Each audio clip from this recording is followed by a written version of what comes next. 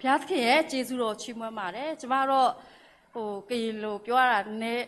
တိတ်မပြောတတ်ဘူးနော်ဒါကြောင့်မို့ကျမဗမာလိုပဲပြောပါမယ်လို့နော်ကျမတို့ကဘုရားသခင်ရှိပါဆိုတော့ယူရလူဟေလတာလူရှိပါနော်အကုန်လုံးကတော့တူပါပဲလို့အခုကကျမဒီတက်တေခံမှုပေါ့နော်ဆရာကျမတက်တေခံမှုမဂျူးတဲ့တက်တေခံမေးပေါ့နော်ဒါပေမဲ့ကျမညင်းတယ်နော်ကျမစနေနေ့ပြန်မယ်ဒါပေမဲ့ဘုရားသခင်ကအလုံးလုံးတယ်ကျမကာလမတ်သွားဝဲတော့လန်တဝက်မှာစီစဉ်ရပြောင်းသွားတယ်ပေါ့နော်စီစဉ်ပြောင်းသွားတော့ကျမဒီမန်ဒေးမှာပြန်ဖြစ်ပြန်ပေါ့နော်ဒါကြောင့်မို့ကျမဆရာပြောဆရာလို့ကျမပြန်တက်တေခံလို့ရလားပေါ့နော်ဂျာနေဘုရားသခင်ကရောနောက်တစ်ချိန်ပဲခိုင်းတယ်လို့ကျမခိုင်းပြီးတော့မေသူခိုင်းတာမလုပ်လို့ရှင်မခိုင်းတော့မှဆိုလို့ပါလို့နော်ကျမဆိုလေကျန်းစာကြောင်းသာတက်တာနော်ပြန်လာပြီးဆိုလို့ရှင်ဆရာတွေတွေ့မှတအားကြောက်တယ်ဘာဖြစ်လဲဆိုခိုင်းမှကြောက်လို့ဖျားเจ้าစတဲ့အချိန်လောက်မှကျမလာတယ်ပြီးလို့ရှင်ဆရာတွေမတွေ့ခင်အရင်ဆုံးပြန်သွားပါတော့ဒါပေမဲ့ဆရာတွေ့ဖြစ်အောင်တွေ့ပါနော်ဆရာကိုလည်းကျေးဇူးတင်ပါတယ်လို့ဒီဥစ္စာကကျမဒီအကြောင်းအရာကိုဘာလို့တက်တေခံခြင်းလဲဆိုလို့ရှင်ကျမလွန်ခဲ့တော့နှစ်ပတ်ကပေါ့နော်ကျမဘလို့ဖြစ်လဲဆိုကျမလောကကြီးမှာမနေခြင်းဘူးလုံးဝအရေးလူတောင်မှအရေးပျော်ကြခြင်းတယ်ပေါ့နော်အကြောင်းအရာပါလဲကျမမေးတယ်အကြောင်းအရာပါလဲကိုတက်သေးခြင်းနဲ့စိတ်တောင်ဖြစ်လာတယ်ဗောနော်။ကြောင့်လို့ကျမတငယ်ချင်းကိုပြောငါလေးလို့ဘာကိစ္စကြောင့်ငါတက်သေးခြင်းနဲ့စိတ်ဖြစ်လာလဲမသိဘူးဗောနော်။အဲကြောင့်မလို့ငါ့ကိုဆုတောင်းပေးအောင်ဗော။ပြီးတော့ကျမလည်းတညလုံးစဉ်းစားတယ်ငါဘာလို့တက်သေးခြင်းရတာလဲအကြောင်းအရာကဘာလဲဗောနော်။အဲ့ဒါနဲ့နောက်ပိုင်းကျကျမဆုတောင်းတယ်ဆုတောင်းပြီးတော့အဲ့ဒီညပိုင်းကျတော့တနေကုန်ကတော့နေလို့မပြောဘူးเนาะကျန်းစာဖတ်တယ်ဆုတောင်းတယ်ညပိုင်းကျတော့ကျမ Facebook ကြည့်တော့ကျမ Facebook ဆိုတာတော်ရုံကျမမသုံးဘူးလေเนาะအဲ့ဒီကျကျမမိုင်ဒီကြည့်လိုက်တာအဲ့ဒီမိုင်ဒီထဲမှာကျမတစ်ဖက်လေးတောက်ကတင်ထားတယ်တည်ချင်လိုက်တာကွာတဲ့တက်တည်ချင်တဲ့ဒါမင်းတို့ငါပြောပြတာပေါ့ဒါငါရဲ့နောက်ဆုံးလဲဖြစ်ချင်လဲဖြစ်မှာပေါ့အဲ့ဒါကျမလန့်သွားတာပေါ့เนาะညတကောင်လောက်ကြတော့အဲ့ဒါကျမသူ့ကိုချက်ချင်းသူလဲကြည့်လိုက်တော့မီလေးစိမ့်လာတယ်ကျမလည်းသူ့ချက်ချင်းခေါ်လိုက်တယ်ပေါ့เนาะအကြောင်းအရာဘာလဲဘာဖြစ်လို့လဲနေခရစ်ယာန်တရားလုံးဖြစ်ပြီးတော့နေဘာလို့တေးကျင်ရတာလဲပေါ့နော်တကယ်တော့ကိုလည်းဒီနေ့တမနဲ့လုံးအဲ့လိုဖြစ်နေတာပေါ့နော်တင်းနေကုန်ဒါမဲ့အဲ့ဒီအရာကိုအတွက်ဘာဖြစ်လာလဲဆိုလို့ရှိရင်ဘုရားသခင်ကတပားသူအတွက်အားပေးစရာဖြစ်လာပေါ့နော်ခွန်အားပေးစရာဖြစ်လာတယ်အဲ့နဲ့ကျမတို့အဲ့ဒီတညလုံးပေါ့နော်ပြောကြည့်ပါဦးနေဖြစ်တဲ့အကြောင်းအရာတွေပေါ့နော်အဲ့နဲ့ကျမနဲ့သူနဲ့စကားပြောတနားရီလောက်ကြာတော့နော်ကျမတို့ကျန်းစာဖတ်တယ်ဆုတောင်းတယ်ဒါကြောင့်မနဲ့ကြလို့ရှိရင်လေးလို့နေငါ့ကိုဖုန်းခေါ်နော်လို့ငါတော့မခေါ်ဘူးလို့ကြာနေညငါဟုတ်ကဲ့ပြောပြီးတော့နေတက်သေးသွားမှကြောက်လို့ပေါ့နော်နေပဲငါ့ကိုခေါ်ပါလို့အဲ့နဲ့ကျမအဲ့ဒီ2ရက်လောက်ပေါ့နော်နောက်ပြီးတော့နောက်ထပ်2ရက်လောက်ကြာတော့ကျမညီမကျမဖုန်းဆက်တယ်မားတဲ့ကြားပြီးပြီလားတဲ့ဘာလဲပေါ့နော်မားရဲ့တပည့်လေးတယောက်တဲ့အစိတ်တောက်သေးသွားတယ်ပေါ့နော်ဟဲလို့ကျမတအားစိတ်မကောင်းဖြစ်သွားပါပေါ့နော်ဘာဖြစ်လို့လဲဆိုတော့ကျမလေသူ့တအားတတိရတယ်အဲ့ဒီတယောက်တအားတတိရတဲ့အတွက်ကျမသူ့ဖုန်းခေါ်မယ်ဆိုပြီးတော့ကျမဖုန်းမခေါ်ဖြစ်ဘူးပေါ့နော်အဲ့ဒီအတွက်လည်းကိုနောင်တရတယ်ပေါ့နော်ဒါငါခေါ်လိုက်လို့သူ့အားပေးလိုက်လို့ရှိရင်ငါဘာဖြစ်သွားမှာမို့လို့လဲပေါ့နော်အဲ့ဒါကြောင့်မလို့ကျမတအားစိတ်မကောင်းဖြစ်တယ်ပေါ့နော်အဲ့နဲ့နောက်ကျကျမတောင်ငူပြန်လာကျမတောင်ငူပြန်ရောက်တော့ညနေပိုင်းလဲကြာဟိုရွာတဲ့စာရောက်တော့တဲ့အခလေးတယောက်အစိတ်တောက်သေးသွားပြီတဲ့ကြားမှာပေါ့နော်ဒီတောင်ကူမှာနေတယ်ဘယ်ရက်ကွက်မှာဆိုလို့ရှိရင်လည်းအစိတ်တောက်သေးသွားပြီပေါ့နော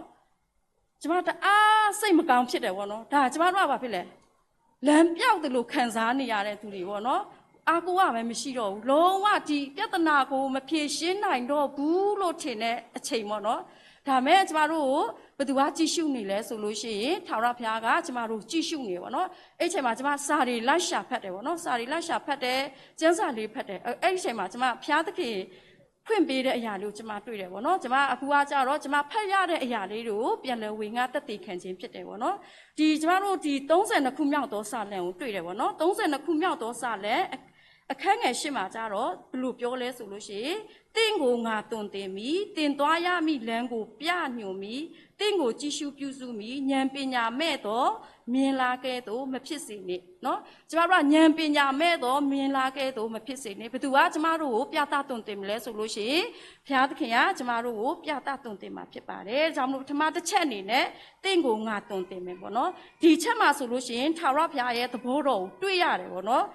ဖျားဖေကကျမတို့ရဲ့အဖေတူးလိုပဲပေါ့နော်ဖခင်တူးလိုပဲချစ်ခင်ကျင်နာစွာနဲ့ဘာဖြစ်လဲ Jishu don't anybody, well, no, you design it, Jishu that. Pilosin to yet the middle, papile, to Pusu, built how be the Pia Pipare, no, that the Midaya, Mibari, look at it, or not, that Midaya, Mibari, look at it, the Catholic Kesa, Shilo, Mibari, a pin, Dway now, a chain them, Pianao, but to Yam, your dead solution, that the media, Miote by one, no, that's how Jamaro Pia the Kia.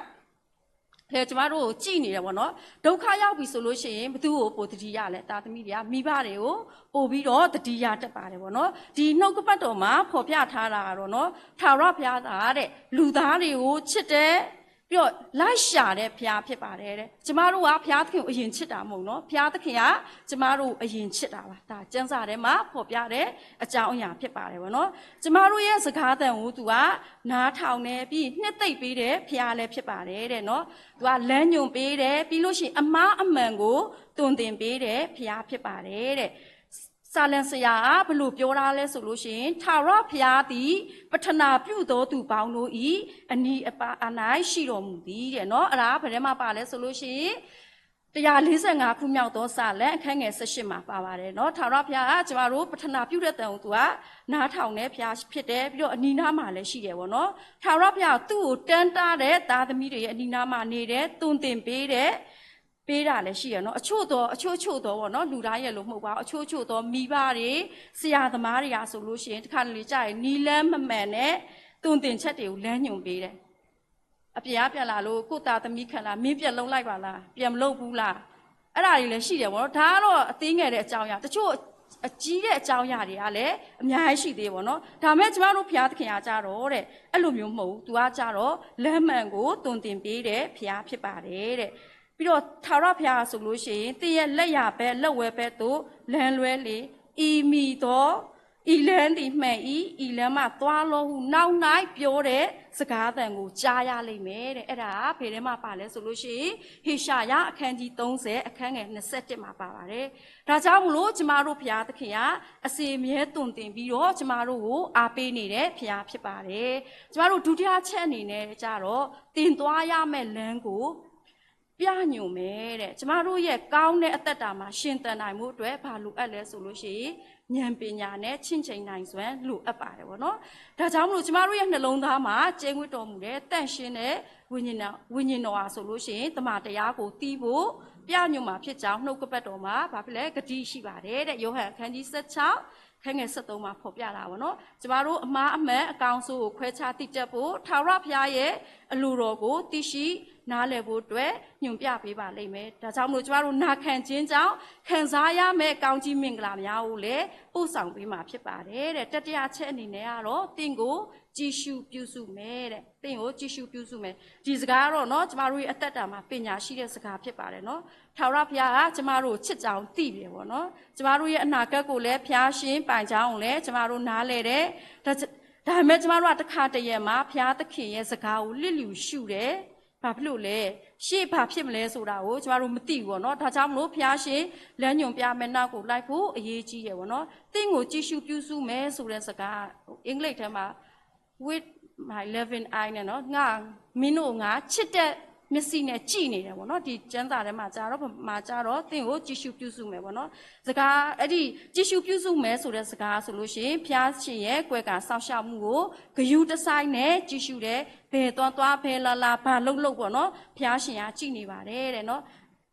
မျက်စိနဲ့ခွာတာနဲ့ခလုတ်တိုက်ချော်လဲတာတစ်ခုမဟုတ်တစ်ခုဖြစ်တတ်တယ်ပေါ့နော်အဲ့ဒါဘာဖြစ်လဲမိဘတွေကသားသမီးကိုကြည့်တဲ့အခါကြလို့ရှိရင်သူတို့ကတော့ဒီဇိုင်းမမတ်တော့ကြည့်နေတာပဲပေါ့နော်ဒါပေမဲ့ကျမတို့မိဘတွေဖြစ်ပေမဲ့တစ်ခါလေကြာရင်ဟိုဘက်လေးလှည့်လိုက်တာနဲ့သားသမီးကဘာဖြစ်လဲရင်နွေးပူလောင်သွားတာတို့ရှိတယ်နော်ခလုတ်တိုက်လိုက်တာလေးရှိတယ်ဒါပေမဲ့ကျမတို့ဘုရားသခင်ကကြတော့တဲ့အဲ့လိုမဟုတ်ဘူးတဲ့သူကဘာဖြစ်လို့လဲမင်းတို့ငါချစ်တဲ့မျက်လုံးနဲ့ကြည့်နေတယ်အမြဲတမ်းကြည့်ရှုနေတဲ့အတွက်မင်းတို့ဒဏ်ရာတစ်ခုမှမရစေရဘူးတဲ့နော်ဒါကြောင့်မလို့ကျမတို့ကဆိုလို့ရှိရင်ဒီခုဘုရားသခင်ရဲ့ချစ်တဲ့စိတ်နဲ့ကြည်နေတဲ့အတွက်ဘုရားသခင်ကကျမတို့အာမခံချက်ပေးတယ်နင်တို့ငါဒဏ်ရာမရစေဘူးဒုက္ခမရောက်စေဘူးပေါ့နော်ဒါကြောင့်မလို့ကျမတို့ကဆိုလို့ရှိရင်စိတ်ချလက်ချနဲ့ရှောက်လန်းနိုင်ပါတယ်ပေါ့နော်ကျမတို့လုပ်ရမယ့်အရာတော့ဘုရားသခင်ကိုဒီဇိုင်းမမတ်နဲ့ကြည်ဖို့နဲ့ဘုရားသခင်ပေါ်ယုံကြည်စိတ်ထား ပို့ပဲလိုပါတယ်ပေါ့နော်နောက်ပြီးတော့ကျမတို့ဒီဖျားသခင်ကိုဖျားသခင်ရဲ့ကြည်ရှုပြုစုခြင်းကြောင့်ကျမတို့ကခံစားရတဲ့ကောင်းကြီးတွေပေါ့နော်အဲ့ဒါတွေကဘာတွေလဲဆိုလို့ချင်းပထမတစ်ချက်ကငြိမ်သက်ခြင်းရှိမယ်ဒုတိယတစ်ချက်ကကြတော့ရဲစွမ်းတတိရှိမယ်တတိယတစ်ချက်ကကြတော့မျှော်လင့်ခြင်းရှိမယ်ပေါ့နော်ပထမတစ်ချက်ကငြိမ်သက်ခြင်းဆိုတာဘယ်လိုရမှာလဲကျမတို့ကဘာဖြစ်လဲကိုမထိန်နိုင်ဘူးပေါ့နော်မထိန်သိမ်းနိုင်ဘူးမထိန်နိုင်ကိုယ့်ရဲ့စိတ်ကိုလည်းကိုမထိန်နိုင်ဘူးတခြားသူကကျမတို့စိတ်ကိုလာထိန်ပေးမယ်ဆိုလို့ရှိရင်လည်းထိန်ပေးလို့မရဘူးပေါ့နော်ဘသူကပဲထိန်ပေးနိုင်လဲဆိုလို့ရှိရင်ဖျားရှင်တပါးဒီကသာလမ်းပြပေးနိုင်တယ်ပေါ့နော်119ခုမြောက်သောစာလံခန်းငယ်165မှာဆိုလို့ရှိရင်တရားတော်ကိုနှစ်သက်တော်သူတို့၌ကြီးစွာသောငြိမ်ဝှက်ခြင်းရှိပါ၏သူတို့၌စိတ်ပြည့်စရာအကြောင်းမရှိပါလို့ဆိုထားပါတယ်ဒါကြောင့်မို့ကျမတို့ကထာဝရဘုရားရှင်တပါးဒီကသာကျမတို့ကိုငြိမ်သက်ခြင်းပေးနိုင်တာပါပေါ့နော်နောက်ခုကကြတော့ရဲစွမ်းတတ္တိအဲ့ဒါကြတော့ရာဇဝင်ကျုပ်ဒုတိယစာဆောင်အခန်းကြီး20ကနေအခန်းကြီး20အခန်းငယ်7မှာ19ဆိုလို့ရှိရင်ယောရှဖတ်မင်းကြီးပေါ့နော်ယောရှဖတ်မင်းကြီးရဲ့ထာဝရဘုရားပေါ်ထားတဲ့ယုံကြည်ခြင်းအားကိုးခြင်းကိုတွေ့ရတယ်ပေါ့နော်ဘယင်ဖြစ်တဲ့သူတော်မှအားကိုးယုံကြည်တယ်ဆိုလို့ရှိရင်ကျမတို့ကရောအားကိုးယုံကြည်လို့မရဘူးလားအားကိုးယုံကြည်လို့ရတယ်ပေါ့နော်သူကဘာဖြစ်လို့ဘုရားသခင်ကိုအားကိုးလဲဆိုလို့ရှိရင်လည်းသူဆုတောင်းတယ်ပေါ့အဲ့ချိန်မှာဘုရားသခင်ကဘာပြောလဲဆိုယေရုရှလင်မြို့သူမြို့သားတို့ပြောတဲ့စကားမှဆိုလို့ရှိရင်တဲ့သင်တို့သည်စစ်တိုက်เสียအကြောင်းမ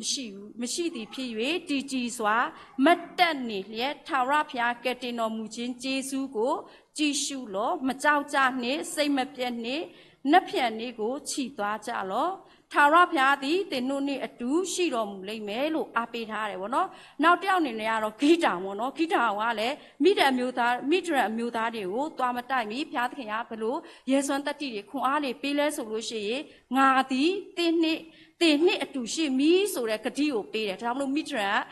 လူမျိုးကိုဂိတောင်ကသွားတိုက်တယ်အဲ့ဒါဘာလဲဆိုလို့ရှိရင်ဘုရားသခင်ကကျမတို့ကိုရဲစွမ်းတတ္တိပေးတယ်ဗောနော်နောက်ဆုံးချက်ကကျမတို့ဘာလဲမျော်လင့်ခြင်းပေးတယ်ဒီချိန်မှာကျမတို့လူတိုင်းအားလုံးကမျော်လင့်ချက်တွေမဲ့နေတယ်လမ်းတွေပြောင်းနေတယ်ဗောနော်တကယ်လည်းဟုတ်ပါတယ်မျော်လင့်ချက်ကတကယ်မဲ့တယ်ဗောနော်ခံစားလို့တာမရဘူးဗောနော်ဒီလူငယ်ဘိုင်းနေဆိုပိုဆိုးမယ်ဗောနော်ဒါကြောင့်မလို့ကျမတို့ကဘသူ့ကိုပဲမျှော်လင့်ရမလဲဆိုလို့ရှိရင်နဲ့ထာဝရဘုရားကိုပဲမျှော်လင့်ရမယ်နော်ထာဝရဘုရားရဲ့မျက်စိဟာဆိုလို့ရှိရင်ကျမတို့အပေါ်မှာရှိနေတယ်လို့ကြည်နေတယ်လို့ဆိုကျမတို့ကလည်းထာဝရဘုရားကိုပါဖြစ်လဲပြန်ပြီးတော့ကြည်နေရမယ်တဲ့ကျမတို့ရဲ့အသက်တာမှာလည်းအဲ့ဒါမှကျမတို့ရဲ့အသက်တာဟာလည်းလုံခြုံမှာပေါ့နော်ကျမတို့ရဲ့အသက်တာမှာနှိမ်ချပြီးတော့ဘုရားသခင်ကိုယုံကြည်ကိုးစားပြီးစက္ကန့်အနံ့မယ်ဆိုလို့ရှိရင်ကျမတို့ကဘေးလွတ်မယ်ဆိုတဲ့မျှော်လင့်ခြင်းအလင်းရောင်ကိုခံစားရမှာဖြစ်ပါတယ်ပေါ့နော်ကျမနောက်ဆုံးအနေနဲ့ပြောချင်တာကတော့နော်ကျမတို့ရဲ့အသက်တာဟာဆိုလို့ရှိရင်ထာဝရဘုရားနဲ့မိတ္တဟာယဖွဲ့မယ်ဆိုလို့ရှိရင်လုံခြုံခွင့်ရပါတယ်ပေါ့နော်ကျမတို့ဒါဝိဒ်မင်းကြီးရဲ့အသက်တာကိုကြည့်လို့ရှိရင်သူကကြီးမားလာတဲ့ဘေးဒုက္ခတွေနဲ့တွေ့မယ်ဆိုတဲ့နော်တွေ့ရတယ်ခံစားရတယ်ဒါမဲ့ तू ကဘာသူ့ပဲကြည့်လဲဖျားရှင်ကိုပဲကြည့်နော်ဖျားရှင်ကသူ့ရဲ့ခိုလုံရာရဲတိုက်ဖြစ်တယ်ဘေးလွတ်ခြင်းကကွယ်ကာဆောင်ပါတယ်ဗောနော်မိမိလျှောက်ရမယ်လမ်းကိုလည်းပြညွန်တယ်လို့ထာဝရဘုရားကိုယုံကြည်ကိုးစားတော်သူတွေဂရုဏာတော်ဟာဝိညာဉ်ထားပါတယ်ဗောဒါကြောင့်မို့လို့ကျမတို့ဒါဝိဒ်မင်းကြီးကသူ့ရဲ့စာလံအဆုံးမှာဖြစ်တဲ့ဒီဥစားအဆုံးမှာဖြစ်တယ်ဗောနော်ဘလို့ရေးရလဲဆိုလို့ရှိရင်ထာဝရဘုရားဂယုဏတော်သည်ဝိညာဉ်တက်သည်ပေါ့နော်ဖြောင့်မတ်တော်သူတို့ထာဝရဘုရား၌ဝမ်းမြောက်ရွှင်လန်းကြလောသဘောဖြောက်တော်သူတို့ရွှင်လန်းစွာတခြင်းဆိုကြလောဆိုပြီးတော့ရေးထားတယ်ပေါ့နော်ဒါကြောင့်မို့ကျမတို့ကအားပေးခြင်းတယ်ပေါ့နော်ကျမတို့ရဲ့ဘဝတက်တာမှာဘသူ့ပဲကြည်ရမလဲဆိုလို့ရှိရင်ထာဝရဘုရားကိုပဲကြည်ရမယ်ကျမတို့သွားတဲ့လမ်းနေရာဆိုလို့ရှိရင်ဘုရားသခင်ကကျမတို့အမြဲတမ်းကြည်ရှုပြုစုနေတယ်ဒါကြောင့်မလို့ဒီကိုမျှော်လင့်ချက်မဲ့တယ်လို့တော့မစင်စားနဲ့ပေါ့နော်ကျမတို့မှာမျှော်လင့်ခြင်းဆိုတဲ့သခင်ယေရှုဆိုတဲ့ဟာရှိတယ်ပေါ့နော်ထာဝရဘုရားခင်ကသူ့ရဲ့တပါးကြီးတဲ့သားတော်ဖြစ်တဲ့သခင်ယေရှုကိုကျမတို့ပေးထားတယ်သူရဲ့ကယ်တင်ခြင်းနေကျမတို့ကယ်တင်ခြင်းရတယ်ဥစ္စာအားဖြင့်လဲကျမတို့သူ့အားဖြင့်လဲကျမတို့မျှော်လင့်ခြင်းရောင်ချီနဲ့ကျမတို့ရှေ့စရမယ့်အသက်တာကိုကျမတို့ရှောက်လန်းကြပါစို့လို့အနေငယ်ဝေငှရင်းနဲ့တက်တည်ခံပါတယ်လို့အရောက်စီတိုင်းမို့သူဘုရားခင်ကောင်းချီးပေးပါစေ